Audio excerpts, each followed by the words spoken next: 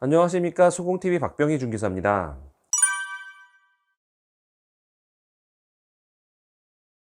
사진에 대해서 얘기해 보도록 하겠습니다. 그럼 소공TV 출발합니다. 이 카메라로 다라는 건 아니에요. 이거는 그 당시만 해도 가장 최상급이었어요. 그러니까 요거 밑에 두 급이 더 있어요. 예. 그러니까 이제 보급형으로 해서 얘보다는 조금 낮은 급, 그리고 완전 입문형으로 해 가지고 더 낮은 급, 이런 것들도 있어요.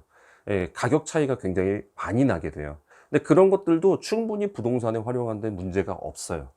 그런데 2020년도인가?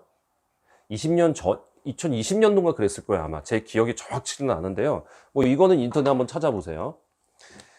어, 삼성에서요. 삼성이 옛날에 NX 카메라를 만들었어요. 그러니까 그 미러리스 카메라를 처음 만들면서 NX 브랜드를 만들었고, 그 한참 소니에서 넥스 카메라를 만들 때, 미러리스를 만들 때 두 주자가 동일하게 같이 시작했는데 삼성이 조금 늦었어요, 발표가. 그 바람에 소니한테 많이 그때 미러리스 시장을 내줘 버렸어요. 그 바람에 이걸 역전하기는 너무 역부족인 거예요. 근데 소니 카메라보다 그때 삼성 NX 카메라가 화질이 굉장히 좋았어요. 렌즈도 되게 좋았고요. 저는 그걸 굉장히 만족하면서 썼는데, 사람들이 다 삼성이라는 그 브랜드 이름 때문에 카메라계에서는 굉장히 그걸 하급으로 취급하시더라고요. 근데 그게 굉장히 좋았거든요. 근데 결국은 사업에서는 실패했어요. 그래서 단종되고 어느 날 사업을 접었어요. 근데 그 사업부, 카메라 사업부가 전부 다 갤럭시로 넘어갔어요. 그래서 갤럭시로 들어가면서 그때부터 이 카메라의 렌즈 기술이 전부 갤럭시에 녹아들었어요. 그래서 2020년도인가 처음 나왔을 거예요. 그때 갤럭시 S10이 나오면서 드디어 광각이 나오기 시작했습니다. 그때 제가 이제 이 화각 조사를 해봤을 때요, DSLR 풀프레임의 14mm보다 요 광각이 조금밖에 차이 안 나요. 거의 흡사해요. 근데 사실 이 카메라에 14mm까지 갈 필요는 없어요. 제가 지금까지 뭐 원룸도 찍어보고 여러 가지 다 찍어봐도 한 20mm, 한 18mm 요 정도만 돼도 충분히 다 찍을 수 있어요. 14mm는 더 여유인 거죠. 근데 제가 대충 계산해본 한 15mm까지는 나오더라고요. 삼성 갤럭시 S10 이후부터요. 광각 모드가요. 그러니까 이거는 더 이상 DSLR을 갖고 다닐 필요가 없겠구나. 이거를 그때부터 태세가 바뀌기 시작해서, 그게 S10부터입니다. 그리고 갤럭시 S10이 나오고 그 다음에 노트 10이 이제 또 광각이 처음 들어갔어요. 노트 9까지는 아니고 노트 10이 또 광각으로 들어갔고, 그 다음에 A32 시리즈일 거예요. 거기가 또 광각으로 들어갔어요. 그 전까지 있는지 모르겠어요. 사실 A 시리즈 뭐 31도 그건지 모르겠는데, A32는 제가 봤으니까 확실한데, 광각 렌즈가 들어갔어요. 그러면 여러분들이 이제 굳이 DSLR을 갖고 찍을 필요가 있느냐? 물론 전문적으로 가려면 하시는 게 좋아요. 이제 여러분들 이런 얘기들 많이 들었을 거예요. 아유, DSLR 그걸 할 필요 없어요. 그냥 이걸로 하면 돼요. 핸드폰으로 다 돼요. 그런데요, 전문가적인스러운 사진을 찍으려면 이제 이런 건 있어요. 센서의 판형이 작으면요, 그거를 밝게 할 때 노이즈를 끌었을 수밖에 없어요. 왜냐면 이거를 전력을 확 끌어다 쓰기 때문에 이거에 대한 발열이 일어나고, 그것 때문에 노이즈가 낄 수밖에 없어요. 그래서 화질에 확대를 해보면 굉장히 자글자글 거리는 게 보여요. 근데 이거를 확대해서 쓸 일이 없다면 문제가 없어요. 근데 확대해서 쓸 때가 가끔 있을 수도 있거든요. 그럴 때를 대비해서는 DSLR이 있는 게 좋지만, 굳이 소속 공인중개사 취업하는데 그 정도가 필요할까? 저는 아니라고 생각합니다. 그래서 여러분들은 그냥 아까 말씀드린 그 정도 이후의 모델로 카메라 이 핸드폰을 쓰시면 돼요. 다시 말씀드릴게요. 갤럭시 S10, 그리고 노트 10, 그리고 A32 시리즈, 이 이후 모델이면 대부분 광각렌즈가 들어가 있고, 광각렌즈 들어가 있는지 한번 구매하실 때 체크는 해 보셔야 됩니다.